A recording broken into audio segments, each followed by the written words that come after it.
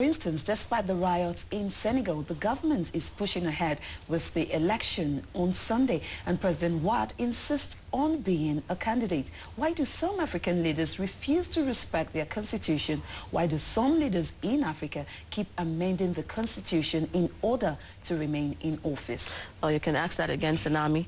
Well, joining us to discuss this issue are Dr. Eke Abai. Of course, he's, by way of introduction, former Information Commission, Abia State, and Center for Policy and Foreign Engagement. And of course, we have Honorable OK Jeff, a member of the House of Representative Committee on Foreign Affairs. You're welcome, gentlemen. Thank you very much. Welcome. Thanks for having me. Yes. Thank you for coming on the show. Let's get straight to it. This is a trend in Africa. It's a disturbing one. Why is it that African leaders find it difficult to relinquish power when it's time for them to go? What do you think about this? I have always said, and even at the risk of repetition, I will emphasize that one of the challenges of the 21st century African leadership is the necessity for leaders to recognize that the basic approach to democracy is to respect the rules of engagement. Even if, Aguendo, you think that you are so endowed with the best leadership skill, a time will come when you will be in office, and a time will come when you depart the office. In other words, the respect for the Constitution is what they are lacking. And not until that is understood, we are having a situation where they sit and wait until they die in office. It's not only affecting the economic development of Africa, it is having serious security problems. Everywhere you go, you are looking at Africa in turmoil as a result of this failure. Africa. Have these presidents understood that the people will no longer tolerate, this kind of sit-tight presidency that we have in Africa? Maybe they need to be told that there's a revolution starting somewhere, somehow, and they need to be on the watch. What do you think about that? Well, a revolution, in my opinion, started a decade back in Africa, in Black Africa. But like you said, are we ready for it? The Arab Spring kind of took inspiration from what happened in Africa, in Black Africa, in terms of resisting autocracy and military rule. But the problem we had in Black Africa is that we allowed ethnicity, religion, and other divisions to, stand in the way of realizing what the people really wanted. No doubt about it, everybody wants good governance. And so unfortunately, Senegal, that has been held up as one of the shining examples of democracy in Africa, along with a few other countries like Botswana and Mauritius, is now going the way of the other African countries, and it is really unfortunate. What can be done, especially with this issue of the Constitution being manipulated? What are the measures? Are there no checks and balances to stop them? There are, and that's a very interesting question. Now, just that we put it in perspective, I am not troubled. My concern is because he's 85 years old. Presumably born in 1926, who knows, perhaps older than that. Now, because he's been in office since 2000, by way of comparative analysis, in the United States, for example, Larry Bird was there for a long time, over 40-something years. The point there is, their staying there was in line with the rules of engagement. They're saying there was not a violation of the Constitution, and more importantly, it was a reflection of the yearnings of the people, which is the tenet of democracy, the pivot where democracy revolves. The problem I'm having with President Abdullahi Wade is there is a constitutional violation. Interestingly, this is a man who since 1974 has been an opposition leader for a long time, fought for the belief that there's no way that a leader can stay in office for a long time, because until this time there was no constitutional tenure. Senghor, Leopold Senghor, the former president, was there. After him, Abdou Diouf was there. Let's get it right. But that is a violation because it has become crystal clear that he's paving way for his son to be there, because as part of the amendment, he had made provision for the office of the vice president. And Karim, the son, lost as the mayor of Dakar, where he would have used it to launch into office. And to tell you further violation, this is a man who has also had his daughter as a special advisor.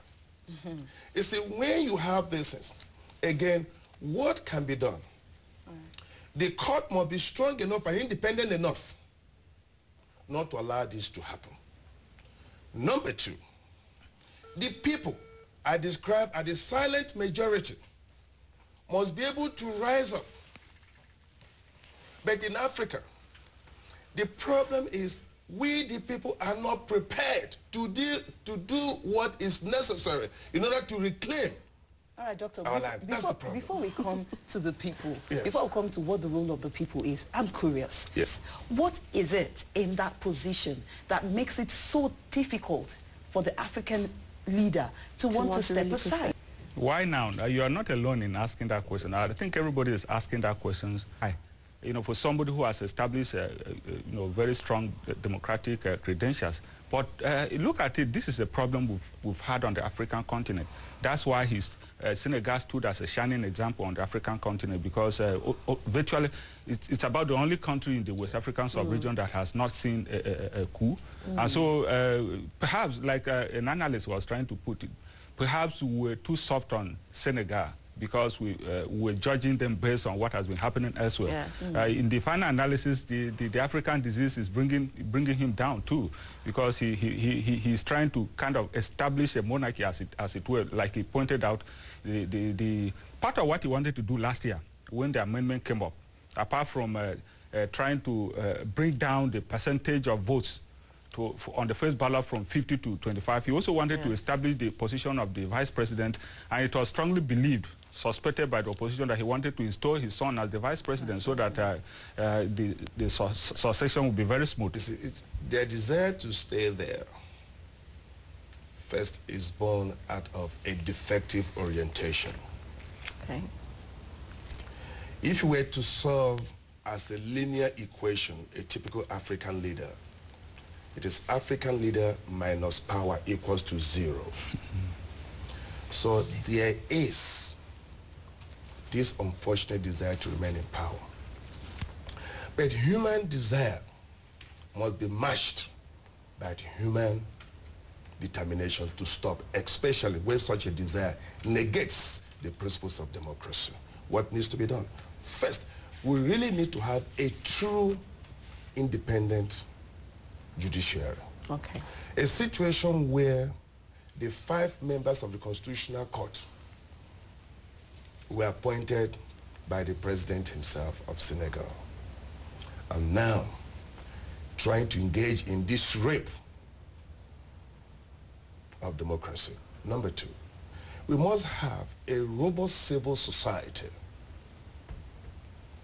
who will step up to the mic and make sure that they mobilize the people in an efficient and effective way. But you see, the trend in Africa is that a friend of mine once told me that in Africa, that the problem is we are not determined, that we are not ready to take back our land. Look at what is going on in Arab today.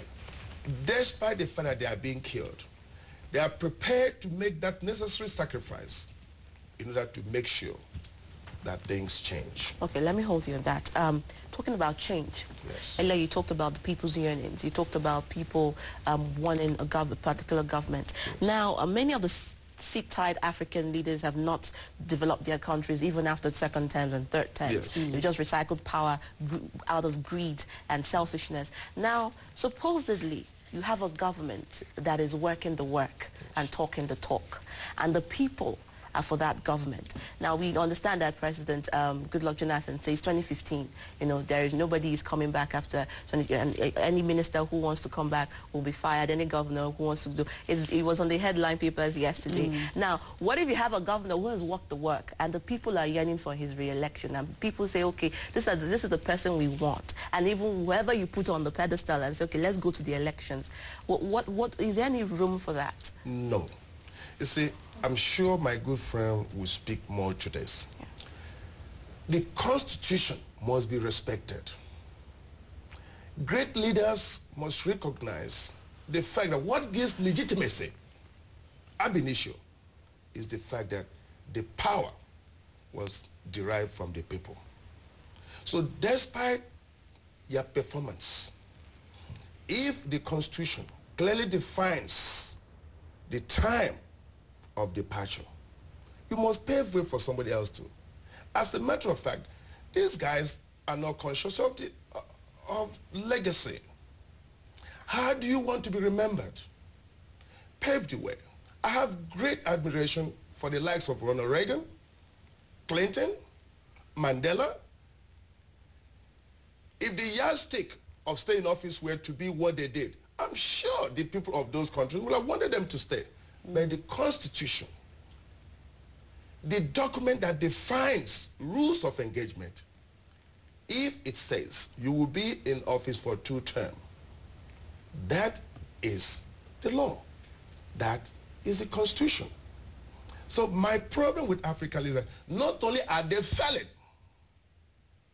not only are they not performing, they want to be in office. Just speaking about the President Wade himself. This is a president that the country went through a very traumatic economic recession. Powerful, yes. IMF official helped you to get things right.